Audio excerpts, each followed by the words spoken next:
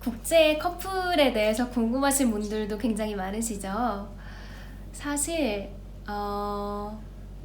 국제 결혼이 굉장히 장점도 있고 그에 비해 단점도 있어요. 사실 국제 결혼하면 아직도 시선이 곱지 않은 게 사실이에요. 왜냐하면 저희 엄마도 사실 굉장히 많이 반대를 하셨었고, 국제 결혼하면 흔히 갖고 있는 나쁜 그런 선입견들 이런 게 아직도 존재를 하기 때문에 사실 그런 부분에 대해서 저도 결혼하기 전에 굉장히 좀 고민을 많이 했었지만 사실 결혼을 하고 보니 그런 부분에 대해서 내가 굳이 신경을 쓰지 않아도 됐었겠구나 하는 생각이 좀 많이 들더라고요. 그래서 국제 결혼의 장점에 대해서 먼저 얘기를 해볼까 해요. 국제 결혼해서 좋은 점은요, 우선 이건 정말 사람에 따라 정말 많이 다르다는 점, 그리고 나라에 따라서 다르다는 점도, 이 점을 먼저 말씀을 드리고 싶어요. 이건 정말 사람에 따라 정말 달라요. 이게 뭐 국제 결혼이라서 다른 점일 수도 있고, 한국인과 한국인 결혼하신 분들 중에 뭐 이렇게 생활하시는 분들이 계실 수도 있어요. 그리고 국제 결혼해서 이런 부분들에 더 편해 라고 말씀하시는 비중이 더 많다 보니까 저는 이게 국제 결혼의 이점이다 라고 말씀을 드리고 싶은 게, 우선 시집살이라는 게 없어요. 이것도 그리스인과 그리스인이 결혼했을 때는 또 다른 케이스일 수 있어요. 근데 저희 시부모님은 우선 저를 굉장히 많이 배려를 해주려고 노력을 굉장히 많이 하세요. 우선 아무래도 시부모님, 부모님 세대 때는 어느 나라든 좀 약간 며느리는 일 조금 내가 시켜도 돼 하는 약간 이런 문화가 있었었나 봐요. 시부모님도, 저희 시부모님의 시부모님도 약간 그런 면이 있어서 그거를 겪으셨기 때문에 저한테는 되게 편하게 해주려고 노력을 많이 하시더라고요. 우리가 아무래도 그리스인과 그리스인의 결혼이 아닌 이제 타지에서 온 이제 며느리니까 아무래도 외로울 것 같기도 하고 하다 보니까 진짜 엄마처럼 잘 챙겨주시려고 시부모님 그리고 저희 시누이 가족들이 모두가 다 저를 좀 잘 챙겨주려고 좀 노력을 많이 하는 게 제 눈에 보여요. 그래서 저도 또 더 잘하려고 노력을 하게 되고, 이런 서로의 노력이나 시너지들이 되게 좋은 것 같아요. 그래서 시집살이, 그리고 시집살이가 뭐 없는 집이라고 하더라도 그냥 시집의 눈치를 어쨌든 많이 봐야 되는 이런 거는 조금 한국보다는 덜하다. 이게 국제 결혼의 장점인 것 같아요. 그리고 상하 관계, 이런 수직 관계가 아니라, 물론 존경해야 되고 어른이니까 당연히 존중을 해드려야 되는 거는 어느 나라나 마찬가지예요.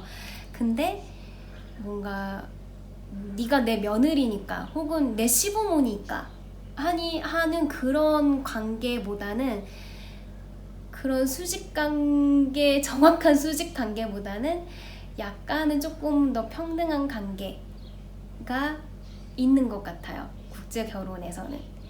그래서 왜 그냥 우리 흔히 하는 말로 외국으로 시집가면, 시부모님 집 가면 시부모님이 다 일한대, 며느리는 그냥 앉아서 시부모님이 차려주는 음식 먹는다더라 하는 경우가 바로 저의 케이스입니다.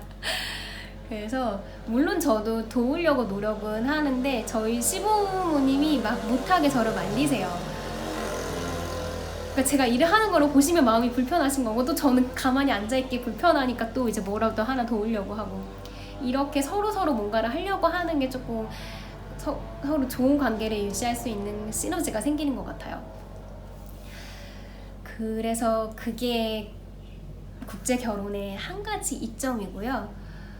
그리고 두 번째의 국제 결혼의 장점은 아무래도 대화가 다른 나라 언어로 해야 되기 때문에 싸움이 조금 잦아들 수 있다라는 점인 것 같아요. 그리스는 그리스어가 있어요. 사실 제가 그리스어를 완벽하게 구사를 하지를 못하고 아직 뭐 그거에 대해서 핑계 아닌 핑계를 대자면 거의 1년에 한 9개월, 10개월 정도를 산토리니에 저희가 머물고 있어요. 사실 저희 남편의 집은 아테네에 있고, 근데 이제 일 때문에 저희가 하는 스냅, 그 허니문 스냅 일이 산토리니에 더 많이 편중이 돼 있기 때문에 한 1년에 봄부터 초봄부터 늦가을까지 초겨울까지는 산토리니에 거주를 해요. 그래서 9개월, 10개월 정도를 산토리니에 거주를 하고, 그리고 나머지 2개월, 3개월 정도는 이제 아테네도 가 있고, 저희 뭐 겨울철에 한국도 잠깐 들어가기도 하고, 뭐 여행을 하기도 하고, 이렇게 시간을 보내기 때문에 사실 한국인이랑 접하는 기회가 더 많아요. 그리고 한국어를 사실 더 많이 쓰고, 그리고 일상생활에서 저희 남편과 대화를 하는 것 이외에 어디 마트를 가거나 어디 산토리니에서 생활을 할 때는 여기가 관광지이기 때문에 제가 먼저 뭐 야스야스 하고 뭐 그리스어로 뭔가 대화를 건네도 그분들은 저한테 영어로 대답을 하세요. 제 외모가 아시아인이다 보니까 당연히 그냥 관광객이라고 생각을 하고 영어를 쓰다 보니까 사실 그리스어를 쓸 기회가 많지가 않아요. 이건 정말 제가 핑계라면 핑계일 수 있죠. 제가 배우고 제가 계속 쓰려고 노력을 하면 쓸 수 있겠지만 사실 그리스어를 쓸 기회가 그렇게 많지가 않아요. 그래서 겨울철에 저희 시부모님 만나고 저희 시댁 식구들이랑 대화를 할 때 그때 그리스어를 조금 이제 그때 귀가 트이면서 이 사람들이 이런 대화를 하는구나 하면서 이제 조금씩 들리고 그때 익혀서 또 조금 한참 이렇게 떨어져 있다가 또 이제 그 다음에 또 그리스어를 조금 쓰면서 또 배우고 이러다 보니까 사실 그리스어를 배우는 게 조금 더디기는 해요. 그래서 그게 저의 핑계 아닌 핑계인 그리스어를 더디게 쓰고 있는 저의 핑계고요. 어쨌든 그리스어를 빨리 배우긴 배워야 돼요. 왜냐하면 저희가 아기를 낳고 나서의 일을 생각을 하면 엄마가 이 거주하는 나라의 언어를 잘 사용을 하지 못하면은 그건 조금 문제가 있다고 생각을 하거든요. 제 개인적으로는. 그래서 그리스어를 빨리 써야 된다고 빨리 배워야 한다고 이제 생각을 하고 있지만 네, 우선 저희는 영어로 대화를 더 하고 있어요. 그래서 중간중간 저의 방법은 그리스어를 제가 아는 어휘, 제가 아는 문장, 제가 아는 단어는 쓰면서 이게 대화가 모르는 문장이나 모르는 어떤 이런 표현들은 그냥 영어로 표현을 쓰고 중간중간 아는 단어나 이런 걸로라도 뭔가 표현을 계속 그리스어를 쓰려고 노력은 하고 있어요. 네, 그래서 둘 다 영어권의 나라가 사실 아니기 때문에 두 사람 다 그냥 공부를 해서 영어로 대화를 하고 있는 거기 때문에 사실 저의 영어는 완벽하지 않아요. 저희가 작년 여름에 사랑은 아무나 하나라는 뭐 해외에 사시는 한국인 분들, 국제 커플 부부들 이런 커플들을 이제 촬영하는 그런 프로그램에 저희가 출연을 했던 적이 있었는데요. 뭐 거기 댓글들, 뭐 영상의 댓글들 이런 댓글들 보니까 뭐 그래 저 영어로도 국제 연애가 가능하구나. 와 저렇게 영어를 하고도 대화가 통하는구나 이런 댓글들 많으시더라고요. 맞아요. 저희는 사실 영어권 뭐 핑계를 대자면 저희는 영어권 국가에 살고 있는 사람들이 아니고 특별히 영어 교육을 뭐 그냥 학교 교육 그리고 뭐 틈틈이 진짜 내가 부족함을 느껴서 그냥 영어 공부를 해서 그냥 대화를 어느 정도는 막히지 않게 내 뜻을 표현을 할 정도는 그리고 알아들을 수 있을 정도 딱 그 정도 수준의 그냥 영어를 구사를 하고 있어요. 근데 사실은 뭐 딱히 그게 대화를 하는데 불편함이 없다 보니까 뭐 이렇게 문법이 틀리고 뭐 단어가 모르는 단어가 있어서 눌러 막 설명을 하고 막 이런 경우도 되게 굉장히 많아요. 그렇게 완벽하게 영어를 구사하지 않음에도 대화를 이제 저희 이제 만난 지가 한 5년 정도 됐고 결혼한 지가 4년 됐거든요. 그러다 보니까 이제 저희끼리 통하는 저희만의 뭔가 대화 방식이 생겨서 이제 영어로 대화를 하더라도 서로 무슨 말 하는 거야 하고 못 알아듣거나 하진 않거든요. 뭐 이것도 굳이 핑계를 대자면 영어를 완벽하게 쓰는 그냥 영어권인 국가의 그런 나라의 사람과 결혼을 했다면 더 영어가 쉽게 늘지 않았을까? 그리고 영어 발음도 뭔가 더 좋아지지 않을까라는 생각을 하는데 뭐 크게 저희가 대화하는데 불편함이 없다 보니까 영어 공부를 초반에는 막 되게 열심히 하고 문법 책도 막 가져와서 막 열심히 풀고 이랬는데 지금은 딱히 큰 불편함이 없다 보니까 영어 공부를 더 이상 하게 되지 않는 것 같아요. 근데 부족함을 많이 느끼죠. 모르는 단어도 정말 너무너무 많고 문법도 아직도 틀리는 거 되게 많고요. 그래서 어쨌든 그리스어든 영어든 저에게는 아직도 큰 과제입니다. 평생 공부를 해야 될 어떤 저에게는 굉장히 과제 같은 거예요. 천천히 해가려고 해요. 처음에는 그리스어가 진짜 스펠이 아예 달라요. 영어 하다못해 뭐 이탈리아어도 그냥 영어 스펠이랑 어쨌든 똑같이 생겼잖아요. 읽는 것도 그냥 그러니까 이렇게 보이는 대로 그냥 읽으면 되고 조금 발음이 다르긴 하겠지만 근데 그리스어는 조금 달라요. 영어 스펠이랑 똑같이 생긴 뭐 예를 들면 뭐 영어로 V가 여기서는 N 발음이 뭐 N 발음이 나거나 H 대문자 H가 여기서는 I 발음인 E 발음이 나거나 헷갈리는 똑같이 생겼는데 다른 약간 이런 게 있어서 처음엔 너무 헷갈리는 거예요. 그래서 정말 자꾸 영어식으로 읽고 막 이렇게 헷갈리기도 했었고 그래도 읽는 거는 뭐 우리나라나 뭐 한자 우리나라 한글이나 아니면 한자나 뭐 아라비아 글자나 아니면 일본어나 막 이런 것처럼 아예 진짜 모르는 건 아니라서 모르는 이렇게 딱 봤을 때 아예 읽지도 못하겠다 하는 그런 글자는 아니다 보니까 그래도 읽을 수는 있었는데 처음엔 이게 무슨 뜻인지 모르겠는 거예요. 처음에 그렇게 그리스어를 시작을 했고 정말 말이 그리스어 사람들 정말 너무너무 빠르거든요. 무슨 말인지 하나도 못 알아듣겠는 거예요. 그렇게 안 들리고 그리스어가 들어도 안 들리던 그리스어가 이제 조금씩 들리긴 하는데 이걸 내가 뭐라고 대답을 해야 될지 모르겠고 우리나라 사람들 그 마인드 있잖아요. 내가 이렇게 말했을 때 틀리면 어떡하지? 하는 그 마인드가 계속 남아있는 거예요. 틀리면 좀 어때요? 문법 좀 틀리면 어때? 내가 이 단어 좀 모르면 어때? 내가 그냥 모르면 어때? 라는 마인드로 그냥 막 이렇게 들이대면서 해야 되는데 내가 이렇게 말해서 틀리게 말하면 저 사람들이 나를 막 비웃으면 어떡하지? 막 이런 마인드가 막 소심한 마인드가 남아있어가지고 알아들어도 이게 맞는 건데도 대답을 못하고 있고 막 이런 경우가 되게 많았었어요.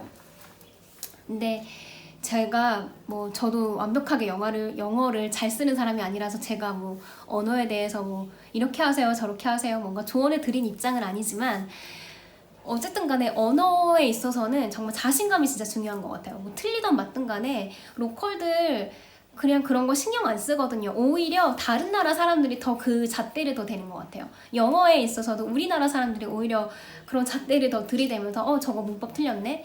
이렇게 말하는 거 저 발음은 뭐 영국식 발음, 미국식 발음 뭐 어디 막 이렇게 발음을 막 뭐 제기도 하고 그런 잣대들을 대면서 우리나라 사람들이 더 유별나게 그런 것 같아요.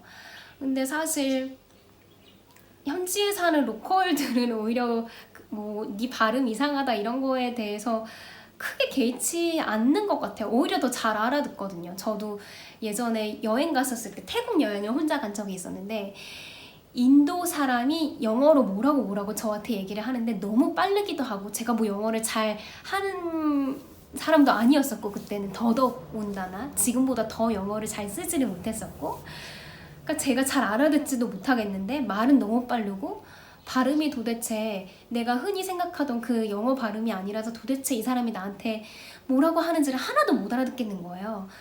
그래서 저 사람 발음이 이상해서 내가 못 알아듣는 거야 라고 생각을 했는데 영어권에 있는 사람들은 너무나도 잘 알아듣고 너무나도 대화를 잘 하더라고요. 그래서 이게 내가 못 알아듣는 거지 로컬들은 잘 알아듣는구나. 영어권에 있는 사람들은 잘 알아듣는구나. 내가 문제가 있는 거구나 라고 생각이 들더라고요. 어떤 언어에 있어서는 그냥 내가 자신감 있게 쓰면 그게 최고인 것 같아요. 그렇게 임해야지 언어도 더 빨리 배울 수 있고 더 빨리 늘고 더 자신감 있게 쓸 수 있는 것 같아요. 아무튼 얘기가 지금 너무 산으로 가서 이게 편집이 진짜 어떻게 될지 모르겠는데 너무 주절주절 또 언어에 대해서 떠들었네요. 아무튼 그래서 두 번째 아까 말씀드린 국제 결혼의 이점, 언어 소통 때문에 싸움이 막히기 때문에 오히려 싸움을 조금 덜하게 된다. 진짜 우리나라 말로 싸우다 보면 진짜 화가 너무 머리끝까지 치밀면 막 욕이 나오기도 하고 막 나쁜 말이 나오기도 하고 막 이럴 수 있잖아요. 제가 영어가 막 유창한 것도 아니고 지금 그리스어가 되게 유창한 것도 아니고 이러다 보니까 남편이랑 뭔가 대화를 막 계속 대화를 풀려다 보면 말이 막 막힌단 말이죠. 그러면 그 모습이 서로 웃겨가지고 그냥 웃고 넘어가는 경우도 있고 싸움 뭐 3번 할 거를 그냥 뭐 2번 하게 되고 약간 이렇게 조금 싸움할 게 좀 싸움할 거리가 좀 줄어들기도 하고 웃으면서 넘기기도 하고 하는 경우가 생기는 것 같아요. 그리고 국제 결혼의 3번째 이점은요, 뭔가 어떤 사회의 기준 그리고 어떤 외적인 기준보다는 사람을 더 본다라는 것에 기준이 더 맞춰져 있는 것 같아요. 이것도 개개인마다 조금은 다를 수 있지만 제가 느꼈을 때 정말 이 사람이다. 이 사람이랑 진짜 결혼을 해야겠다라고 큰 결심을 하게 된 이유 중에 하나가 바로 이 점이었었거든요. 저의 경우에는 결혼하기 전에 남자친구들을 만났을 때 너무 자존감이 낮았었어요. 그리고 정말 한국에서 남자친구들을 만났을 때 단 한 번도 싸운 적이 없어요. 저는 이게 굉장히 좋은 관계라고 생각을 했었거든요. 근데 지금 지나고 나서 생각을 해보면 이게 절대 좋은 관계가 아니었었던 거예요. 이게 좋은 관계처럼 포장이 된 나 혼자 너무 속이 막 꽉 막히게 참았어야 했었던 그런 옳지 못한 방향의 관계였었던 거예요. 저는 기본적으로 싸우는 걸 너무 싫어했어요. 싸우는 건 옳지 않다고 생각을 했었고 그냥 싸우는 게 너무 싫어서 싸움을 항상 피했었거든요. 그러려다 보니까 싸움을 피하려다 보면 누구 한쪽은 참아야 되잖아요. 그 참는 쪽이 항상 저였었던 것 같아요.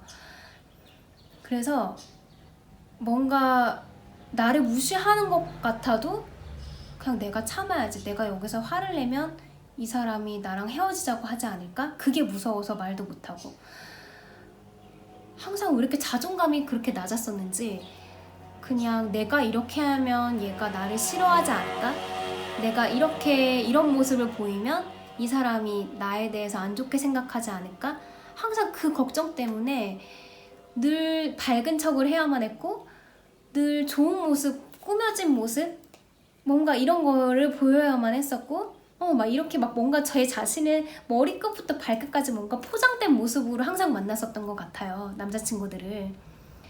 근데 제 남편은 처음에 그냥 연애를 할 때부터도 뭔가 저의 뭔가 외면적인 모습이나 제가 뭔가 포장을 저도 모르게 하려고 했었던 그런 포장된 모습보다 저의 되게 진실에 대해서 제 내면에 대해서 뭔가 저에 대한 질문들 자체가 더 그런 질문들이었어요.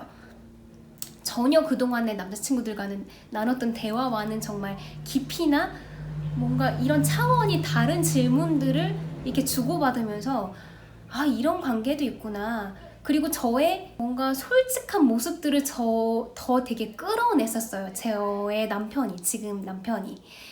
그래서 내가 이런 면도 나한테 있었구나. 이게 나였구나 하고 내 자신을 찾게 해준 사람이 바로 저희 남편이에요. 저는 정말 결혼을 잘했다고 생각을 한 이유 중에 하나가 내 자아를 발견할 수 있게 도와줬고 옳은 길로 잘 저를 끌어준 사람이 바로 저희 남편이에요. 그래서 저의 감정 표현을 늘 맨날 억누르고 슬퍼도 억누르고 화가 나도 억누르고 뭔가 감추고 이랬던 게 그것도 배우 생활하면서의 조금 저한테 불편한 점 중에 하나였었거든요. 배우는 사실 감정을 잘 끌어내야 되는 사람인데 자꾸 저는 감정을 숨기려고 하고 누르려고 하고 이거에 대한 뭔가 마찰이 계속 있었어요. 그래서 제 김자경이라는 사람과 배우로서의 뭔가 갭이 자꾸 생기고 이런 거에 대한 배우 생활에 힘든 점도 있었단 말이죠. 근데 저의 남편은 제가 솔직해질 수 있고 감정 표현에 되게 솔직해질 수 있고 뭔가 제 자신에 대해서 더 보여지는 것에 대해서 더 솔직해질 수 있게 만들어준 사람이거든요. 그게 저한테는 너무 새 세상인 거예요. 그래서 너무 좋았어요. 나에 대해서 솔직할 수 있게 이끌어준 사람. 그리고 뭔가 거짓 없이 꾸밈 없이 이런 나를 받아줄 수 있고 이해해줄 수 있고 잘 내 얘기를 귀 기울여서 들어줄 수 있는 사람이 이런 사람도 있구나. 저의 외면적인 부분보다는 저의 내면을 더 깊이 알아봐주고 뭔가 더 알려고 노력하고 해준 사람이 저희 남편이기 때문에 저는 한국에서는 뭐 저만 그랬을지 모르겠지만 저는 그런 저의 내면을 알아봐 주려고 노력해준 남자를 사실 만나보지를 못했어요. 그래서 이게 국제 결혼의 이점이 될 수도 있을 것 같아요. 대화를 사실 외국 사람과 나눠보면 사람과 사람에 대한 뭔가 이해를 하려고 노력을 하는 사람이 굉장히 많다는 생각이 들거든요. 아무튼 저의 경우는 케이스가 좋았어서 그렇게 저의 내면을 알아봐 주려고 노력하는 남편을 만난 게 저는 저에게 있어서의 국제결혼의 이점이라고 할 수 있겠습니다. 국제결혼의 이점만 있느냐? 아니에요. 국제결혼의 불편한 점도 분명히 있어요. 국제결혼의 불편한 점, 이거는 다음 시간에 얘기하도록 하겠습니다. 그럼 여기까지 봐주셔서 감사해요.